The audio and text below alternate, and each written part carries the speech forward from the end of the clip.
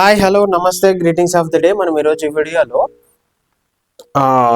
వీడియోలో వీవ్యాప్ CPR moving averages అదేవిధంగా సిపిఆర్కి సంబంధించి డిఫరెన్స్ ఏవైతే ఉంటాయో వాటిలో ఏ ఇండికేటర్ బెస్ట్, వాటిని కంబైన్ చేసి మనం ఏ విధంగా చేసుకోవచ్చు, వాటికి ఉన్న డిఫరెన్సెస్ అనేది నేను థియరీ పార్ట్లో చెప్తాను.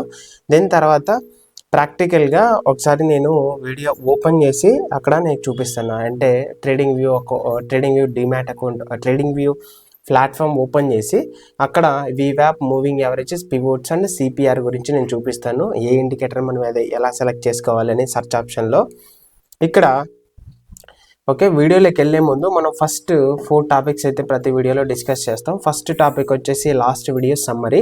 లాస్ట్ వీడియోలో మనం ఏం చెప్పుకున్నామంటే moving averages 20, 50 and 100 and 200 EMAs ఉన్నాయి కదా, ఎక్స్పోనెన్షియల్ మూవింగ్ యావరేజెస్ ఉన్నాయి కదా, వాటి గురించి మనం మాట్లాడుకున్నాము.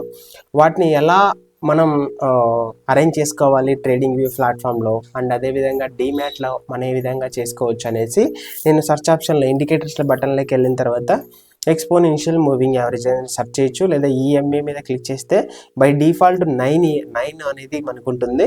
దాన్ని 20 వాల్యూగా చేంజ్ చేయాలి.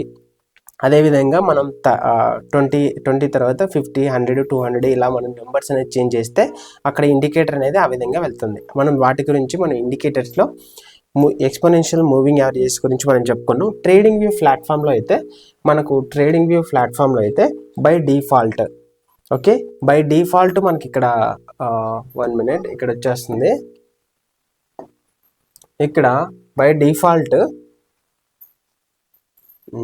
ఇక్కడ చూడండి, ఇండికేటర్స్లోకి వెళ్తే బై డిఫాల్ట్ ఇక్కడ మనకి ఇక్కడ సెర్చ్ చేయొచ్చు. నేను ఇక్కడంటే ఫేవరెట్ బార్లో పెట్టుకున్నాను. ఫేవరెట్ బార్లో అంటే ఇక్కడ స్టార్ మార్క్ ఉంది కదా, దాంట్లో పెట్టుకున్నాను.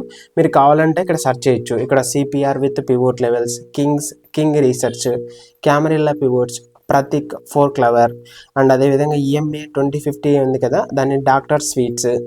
వీటిని ఆటోమేటిక్గా మనం అక్కడ చేస్తే 20, 50, 100, 200 అనేది బై డిఫాల్ట్ ఇక్కడ వచ్చేస్తుంది అనమాట. ఇండికేటర్ నేను ఇక్కడ సెలెక్ట్ చేశాను. అక్కడ చూస్తే మరి ఇక్కడ చూడండి, ఈ ఇండికేటర్ అనేది నేను ఇక్కడ పెట్టాను.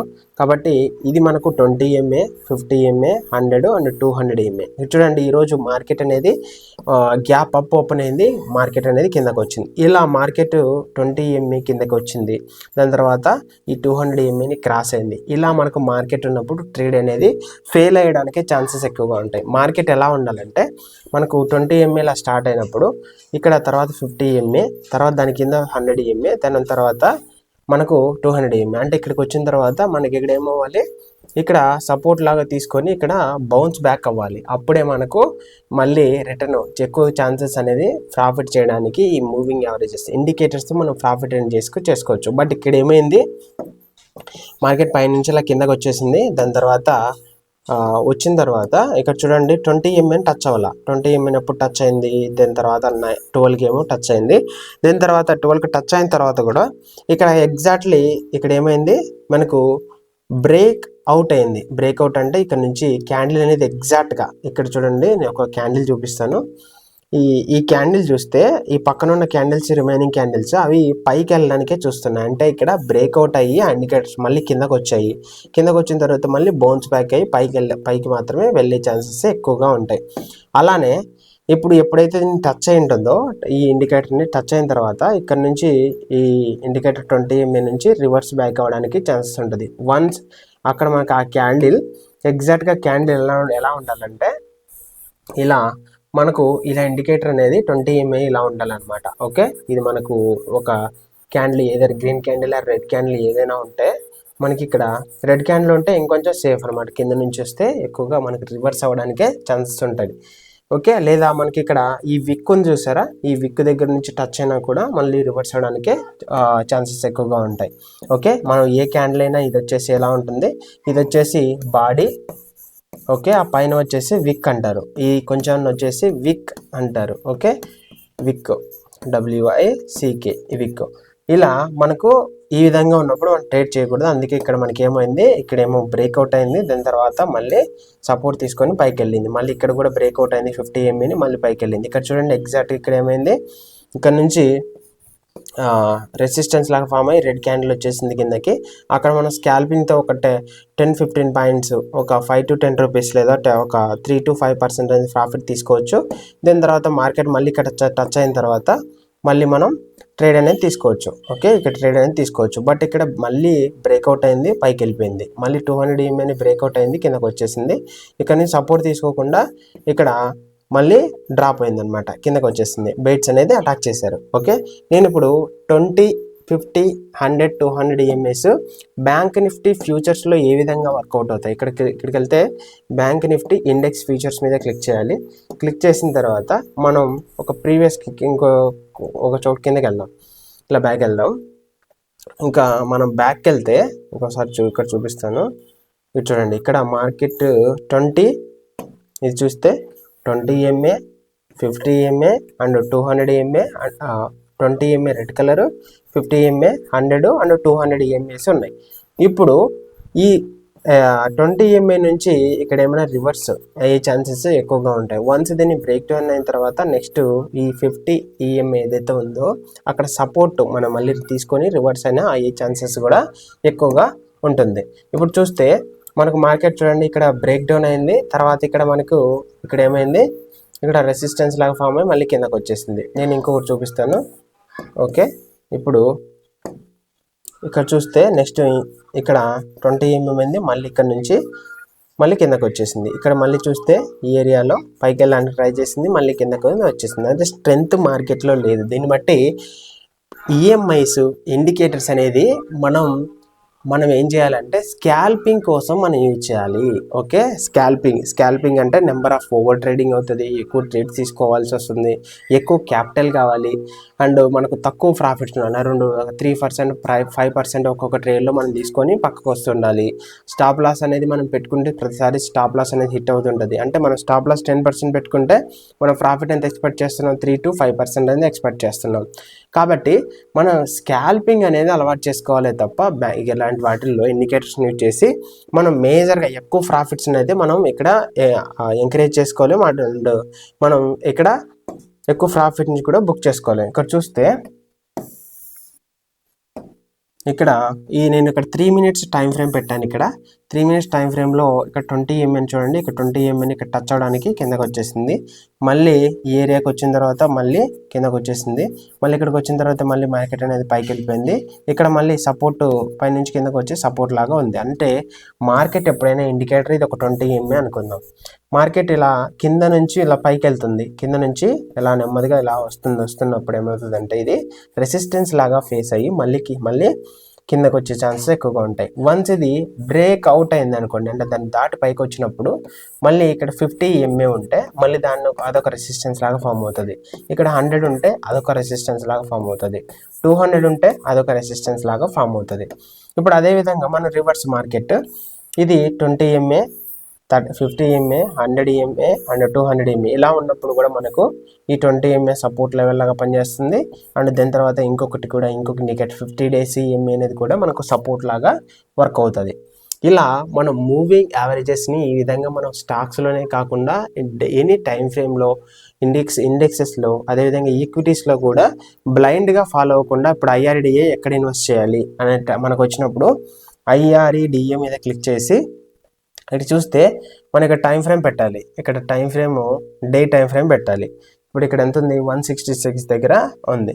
ఇప్పుడు 1 day టైం ఫ్రేమ్లో పెడితే ఇలా మనం ఇక్కడ చూస్తే 1 day టైం ఫ్రేమ్లో ఇక్కడ చూడండి 200 EMA దగ్గరికి వచ్చిన తర్వాత మార్కెట్ ఏమైంది, మార్కెట్ అనేది 200 EMA. ఓకే, ఇక్కడ చూడండి మార్కెట్ 200 EMA దగ్గరికి వచ్చిన తర్వాత మళ్ళీ కిందకి డ్రాప్ అయింది. ఇక్కడ మళ్ళీ 20 EMA దగ్గర మళ్ళీ స్టాప్ అయిందనమాట. అంటే ఇది సపోర్ట్ లాగా తీసుకొని మళ్ళీ 200 EMAని దాటి అంటే బ్రేక్అవుట్ అయిన తర్వాత మాత్రమే మళ్ళీ మార్కెట్ పైకి వెళ్ళి ఇక్కడికి బౌన్స్ మళ్ళీ కిందకి సపోర్ట్ తీసుకొని మళ్ళీ వెళ్ళే ఛాన్సెస్ ఉంటుంది. అదేవిధంగా ప్రీవియస్ సపోర్ట్స్ ఉన్నాయి కదా, ప్రీవియస్ రెసిస్టెన్స్ ఎక్కువగా ట్రెండ్ని ఫాలో అయ్యే ఛాన్సెస్ ఎక్కువగా ఉంటాయి. కాబట్టి ఇలా ఒక స్టాక్స్ని తీసుకున్న మూవింగ్ యావరేజెస్ అనేది వర్క్ అవుతాయి. ఓకే, అండ్ అదేవిధంగా ఈరోజు వీడియోలోకి వెళ్తే ఓకే ఇప్పటి వరకు చెప్పుకున్నది ఏంటంటే నిన్న వాటికి ఇంకొంచెం సమ్మరీ అండ్ అడిషనల్ పాయింట్స్ అనేవి చెప్పాను, ప్రాక్టీస్గా మీకు చూపించాను. ఈ రోజులో మెయిన్ టాపిక్స్ ఏంటంటే ఈరోజు మనం చెప్పుకునేవి CPR, pivot points, moving averages, వీవ్యాప్. సిపిఆర్ అంటే ఏంటంటే సెంట్రల్ పివోట్ రేంజ్. ఇది కూడా మనకు one type of indicator. Pivot points అది కూడా మనకు one type of indicator. Moving averages అంటే ఇందాక చూపించిందే. మనకు వీవ్యాప్ అనేది కూడా నేను చూపిస్తాను. ఇప్పుడు మీకు 3 సిపిఆర్, పివోట్స్ అండ్ వీవ్యాప్ అనేది చూపిస్తాను. వీటిలో మనం రేటింగ్ యాక్యురసీ చూసుకున్నా కూడా మనకు మూవింగ్ యావరేజెస్, వీవ్యాప్, సిపిఆర్ అనేవి కూడా మనకు బాగా వర్కౌట్ అవుతాయి. బట్ నేను పివోట్స్ వాడేది అయితే S3, R3 మాత్రమే వాడతాను ఎక్కువగా బ్యాంక్ నిఫ్టీ ఫ్యూచర్స్లో. ఇప్పుడు చూపిస్తాను. ఇక్కడ మనం ఏం చేయాలంటే దీన్ని రిమూవ్ చేసేసి ఇండికేటర్స్లోకి వెళ్ళి ఇక్కడ క్యామరిల్లా పివోట్స్ మీద క్లిక్ చేయాలి. ఇక్కడ క్యామరిల్లా పివోట్స్ అంటే మనకు S3, R3. ఓకే, మార్కెట్ ఈరోజు లైవ్లో లేదు కాబట్టి మనకి ఇక్కడ చూపించట్లేదు. ఓకే, నేను ఒకసారి ఫైర్స్ అకౌంట్ నేను ఒకసారి ఓపెన్ చేస్తాను. ఫైర్స్ అకౌంట్, ఈ ఫైర్స్ అకౌంట్లోకి వెళ్తే ఇది కూడా ఒక డిమాట్ అకౌంట్. ఫైర్స్ అనేది జెరోదా డన్ ఎలాగనో ఇది కూడా మనకు అలానే వర్కౌట్ అవుతుంది.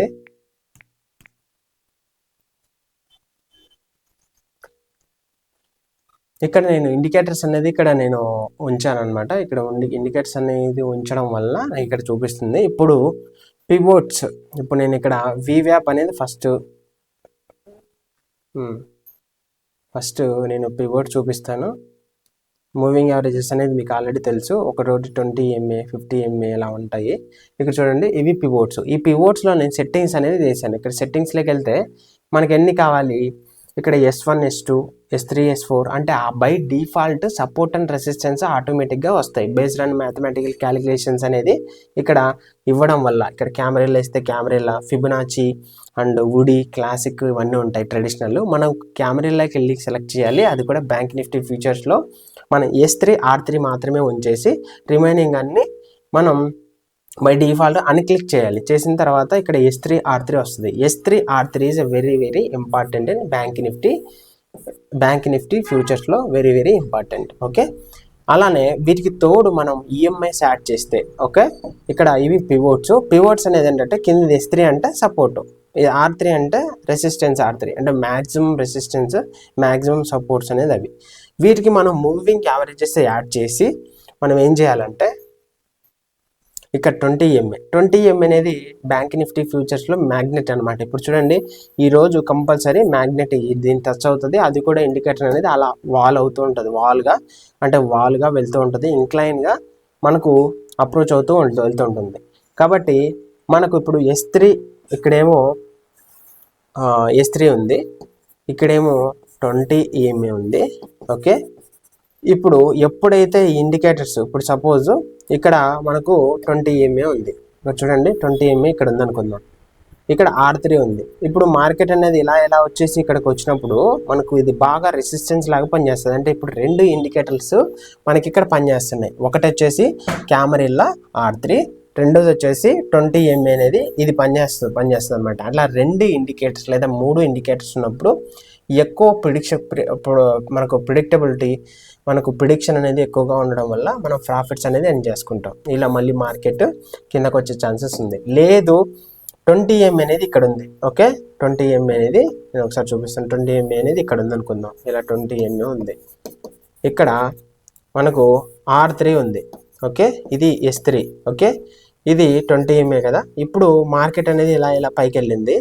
ఇక్కడ నుంచి 100 కంటే పైన పాయింట్స్ ఇక్కడికి అండ్ ఇక్కడికి మనకు పాయింట్స్ గ్యాప్. ఇప్పుడు సపోజ్ ఇక్కడ ఎంత ఉంది, 55,356 ఉంది.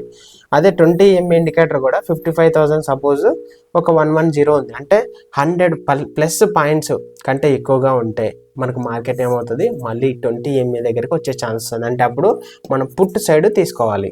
ఓకే, 100+ పాయింట్స్ ఎక్కువగా మనకు డిఫరెన్స్ ఉంటాయి. అదే 70 పాయింట్స్ 50 పాయింట్స్ డిఫరెన్స్ ఉంది మనకి S3 దగ్గర టచ్ అయినప్పుడు, లేదా R3 దగ్గర టచ్ అయినప్పుడు మనం 20 MA 50 పాయింట్స్ దగ్గరగా ఉన్నప్పుడు మనం ట్రేడ్ అనేది తీసుకోకూడదు.